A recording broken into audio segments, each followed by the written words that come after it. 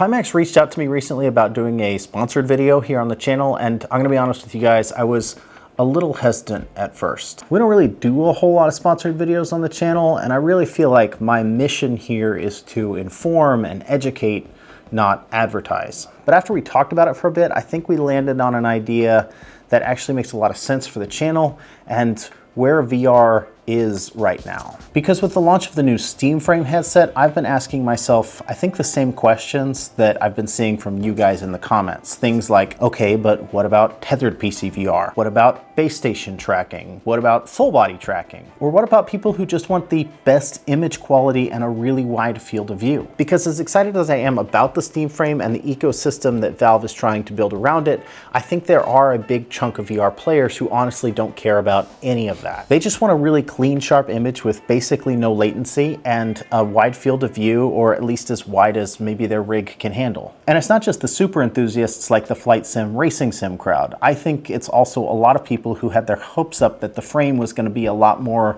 like a true Valve Index 2 than what we ended up getting. And that's kind of where Pimax fits in here for me. Love them or hate them, Pimax has always been the company that's trying to push image quality and field of view farther than almost anybody else. Last year they announced the Crystal Light, which we have talked about here a little bit on the channel, and earlier this year they announced the much more ambitious and modular Crystal Super. But I do feel like there's probably a lot of questions about these two headsets because from the outside, they kind of look the same, at least very, very similar. So today we're gonna walk through what these two headsets have in common, where they're actually different, who they actually make sense for, and of course, what they're going to cost you. By the end of this video, my goal is that you have a much clearer idea of which headset, if either, fits your setup and your budget.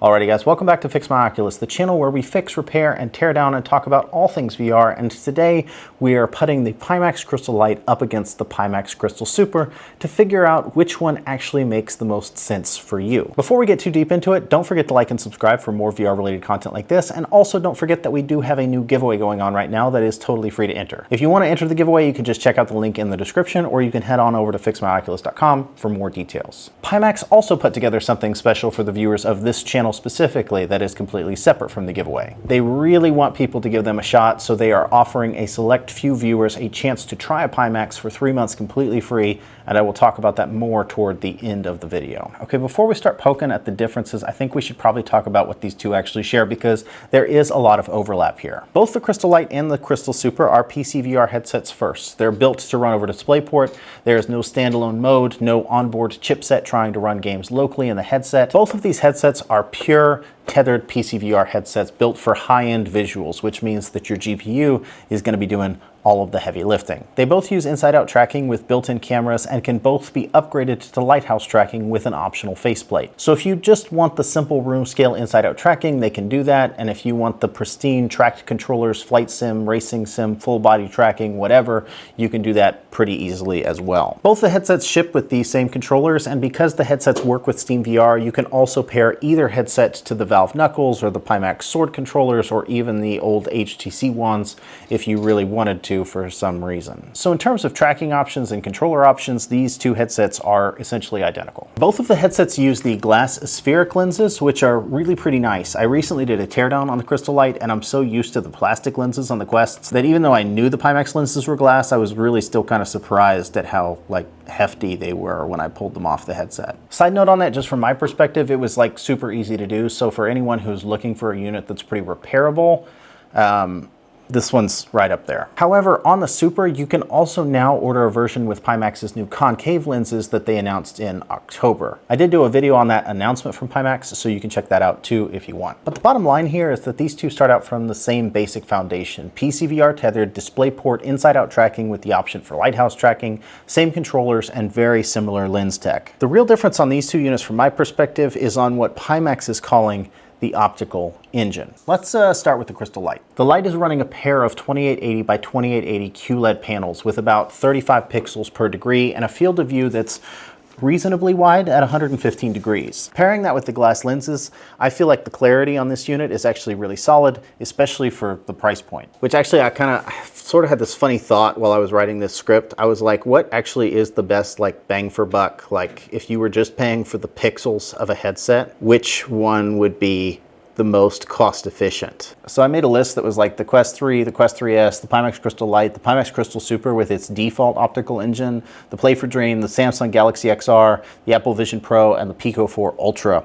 I did not include the new Steam frame because even though we know how many like pixels, like what the resolution is on those panels, we actually don't know what the price is yet, so I couldn't calculate that. But just for those headsets, if you were only paying for pixels and nothing else, the Crystal Light is the second cheapest, only being beaten out by the Quest 3S as like far as cost per pixel goes. The Quest 3S costs $42.62 per megapixel. The Pimax Crystal Light costs $53.47 per megapixel. The Quest 3 is just above that. You're paying about $54.86 per megapixel. And then everything else is like $60 and up. The Apple Vision Pro is kind of the outlier here. You're paying $152.13 per megapixel. So for every million pixels on the Apple Vision Pro, you're paying 152 bucks.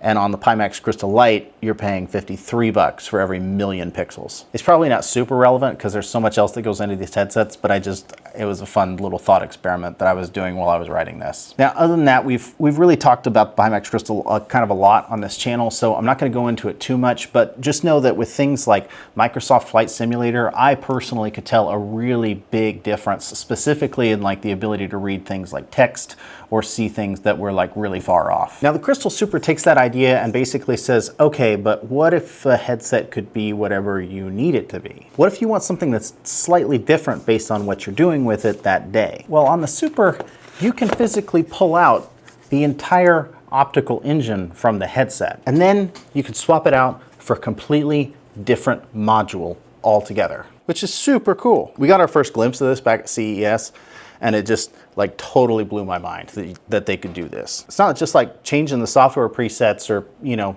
changing something in a menu. You can totally change the hardware and the character of the headset. Now, the default one here is the Ultrawide engine. That's going to be your big field of view option. It pushes the horizontal field of view up to about 140 degrees by changing how the lenses sit and by reducing some of the stereo overlap in the middle. So if you're like flying planes, driving cars, or playing anything where the big like wraparound peripheral vision matters more than anything else, this one is going to be the one that feels the most immersive. Then you have this that I just put in here, the 50 ppd engine. The 50 ppd engine and the Ultrawide engine actually use basically the same display panels. So the difference isn't really in the clarity, it's in how the image is shaped around your eyes. With the 50 ppd model, you're going to get that more traditional field of view with more stereo overlap, which is just going to feel a little bit more natural and look a little bit better for anything that's like super text heavy. Both of them are really sharp, both of them are QLED, both of them are 3840 by 3840 per eye. They're just kind of arranged and balanced in a different way. Then you have the 57 ppd engine. This is the highest clarity module Pimax has ever shipped. This one does have a smaller field of view, only about 106 degrees. But if fine details and clarity matter, that's the one you want. And they are all QLED plus mini LED, if I didn't mention that already. Which I think I did, but maybe I wasn't that specific about it. And then finally, you have the micro OLED engine. This one is going to swap out the QLED panels for true micro OLED. So you get the deep blacks and the extra contrast that everybody just desperately wants on every single VR headset these days. The catch on that one though is that they haven't actually shipped them yet. They just announced it when they did their whole like Dream Air announcement in October. So you can pre-order it, but you can't get it yet at the time of me making this video. But anyway, the nice thing about the Super is that it kind of lets you pick. Do you want wide field of view? Do you want high clarity? Do you want true blacks? It is totally like customizable with which type of display you can have, which unless I'm totally mistaken is not something that any other VR headset company has ever done. I don't know, does the Google Cardboard count? But the flexibility and modularity is also what kind of makes the Super a little tricky to talk about in terms of like setup or price, because it is going to depend a lot on which engine you get. Before we get into the prices on these things, I do think that we need to talk a little bit about PC requirements, because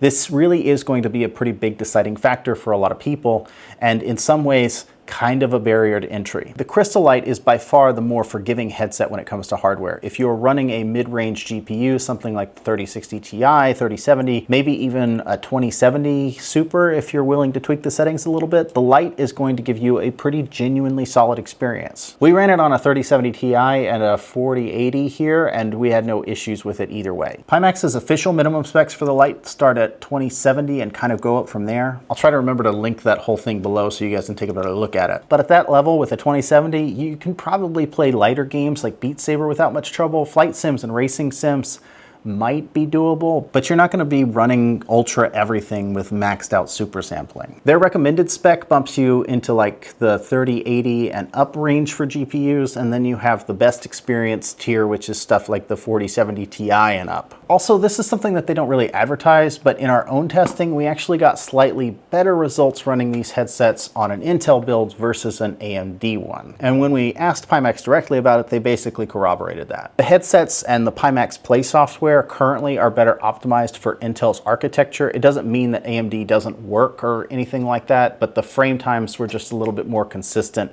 on our Intel build. Just something to consider. Now let's compare that to the Crystal Super. On paper, Pimax lists the minimum spec for the Super as an RTX 2080 and the recommended specs at 3070 or above. That sounds pretty reasonable for PC VR, but once you factor in the different optical engines, the ultra-wide model, 50 ppd, 57 ppd, your GPU workload can go up pretty crazy pretty quickly. And it's not that the Super is like poorly optimized, it's just that it's pushing way more pixels. Even with dynamic foveated rendering helping you out, you are still just asking a lot from the GPU. Technically, a 2080 can run it. Technically, a 3070 can run it. But I think if you really want the Super to feel super, where the ultra-wide looks really good and the 57 ppd looks as sharp as it possibly can, you're probably realistically looking at something in the 4080 to 4090 or high-end AMD range. That is just kind of the reality, and if you don't have the GPU to back that up, you may want to lean toward the Lite, because at least then you're actually buying a headset that you can push close to its limits. The Super has some amazing visuals, but it's only amazing if your PC can actually feed it. All right, now let's talk about money. Because I have seen a lot of confusion in the comments on my other Pimax videos. There's a lot of people who seem to be under the impression that in order to buy one of these, you have to sign up for like a subscription or like rent the headset, and that is not true at all. Although I can see why you would feel that way just looking at the website. The Crystal Light is listed at $858 in the US, but if you want the 14-day trial, you can actually split that into 2 payments. So you pay the $599 up front as kind of like a down payment, and then there's a second payment later of $259. For me, it seems like it's Pimax's way of basically giving you a trial window while they're still trying to protect themselves from people who would buy it at $599 and then flip it and then never pay the rest. Because if you don't make that second payment, they can lock the headset out of Pimax Play, so it can't be used. I'm not really going to weigh in on whether or not it's a good way to do it or a bad way to do it or the right thing to do or anything like that. I get what they're trying to do. They really want people to give them a chance and to try the headset out, so they're kind of trying to take money up front to get you into the door without losing money either. Now the Crystal Super gets a little bit more interesting in the price because the final price does depend on which optical engine you pick. The base price of the headset for either the ultra-wide, the 50 ppd, or the 57 ppd versions is $1,735. If you want that latest and greatest version of the headset with the Sony 8K OLED panels and the concave lenses, that one is around $2,199. So not a small chunk of change, and that is before you factor in the potential GPU upgrade you might need to really drive it. The upside is because the Super is modular, you can start with one engine and then add others later if you want. So if you wanted to start with the ultra-wide and then pick up the micro OLED or the 57 ppd engine down the road, you can do that. You don't really need to buy every module, although I'm sure you could if you wanted to, and I'm sure Pimax would love that. So with all of that laid out, which one should you actually get? If you want the best clarity per dollar inside the Pimax lineup right now, and kind of across the entire market, honestly, the Light is pretty great. It's sharp, it's clean, it is a massive upgrade over most of the mainstream stuff people are using. Quest 2, Quest 3, Valve Index, Reverb G2, whatever you got, you line those up and the Light looks great next to all of them, especially if visuals are your #1 priority. And it doesn't instantly force you to have to rebuild your whole PC just to get a usable experience. There are some trade-offs though. The Light is not a standalone headset, which in 2025 does make it feel a little old school. Everything else on the market is trying to do this hybrid standalone plus PC VR thing, and the Light is very much not trying to be that. It is also bigger and heavier than something like the Quest 3. It's roughly the weight of the Index or like the Vive Pro. If you are coming from a smaller standalone headset, it's going to be noticeable. You are trading some comfort and convenience to get the clarity and the field of view. The Super, on the other hand, is built for a very specific kind of VR user, in my opinion. For me, this is much closer to the true PC VR enthusiast headset. If you like the idea of customizing your experience, swapping out displays for different experiences, watching movies on an OLED screen, and then playing flight sims with ultra-wide field of view, That could be really fun with the Super, but you are going to need the computing power to really get the most out of it. If you don't have the GPU to back it up, you are really paying for a headset that you just can't squeeze the juice out of. And the Super also has its own drawbacks too if you're coming from a standalone unit. It really is for someone who wants that lossless, no compression, DisplayPort quality. We should also talk about the controllers and the tracking for a second because I feel like this comes up a lot. If you already have like a Valve Index setup with base stations and Knuckles controllers, jumping into the Pimax world is really pretty painless. You get some really great tracking and some of the best feeling controllers available, and the headset just becomes another piece of that system. If you are planning to pull the Pimax out of the box, use the built-in SLAM tracking, and just stick with the default controllers, it's fine. It works. It does the job, but it's probably not going to blow your mind. The controllers remind me a lot of the Rift S era controllers. They're not terrible, they're not incredible, they're just kind of there. But honestly, I think a lot of people buying Pimax headsets are probably using a HOTUS or a wheel most of the time anyway, so for plenty of folks it's probably not a huge deal, but I think it's worth mentioning. So here are my final thoughts on the matter. If you want a big jump in clarity from what you already have, you want a serious PC VR headset, and you don't want to completely destroy your budget or rebuild your entire PC, the Crystal Light makes a lot of sense. But if you want maximum customization, maximum field of view, maximum clarity, and you already have or plan to build a PC that can keep up with it, the Crystal Super is the one that's going to let you chase that absolute top-end experience. I like both of these headsets for different reasons. They just serve two very different types of VR users, and I have been saying this a lot recently, but I think that that's okay. I think as a community we need to collectively let go of this idea that any VR headset is really going to be a one-size-fits-all solution, because people want and prioritize different things. It's just like cars or guitars or sandwiches or literally anything else in the world. It's really okay for people to want different things, and I think it's so awesome that we live in a time where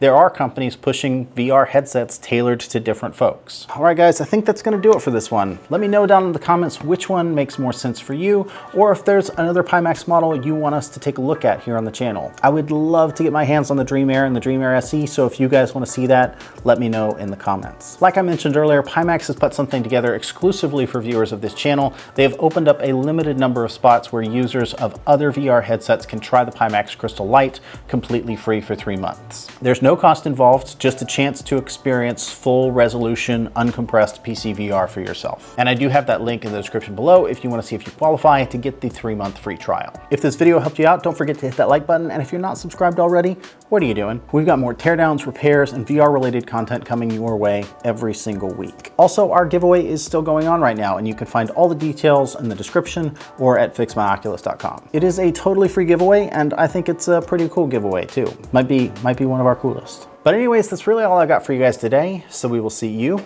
on the next one.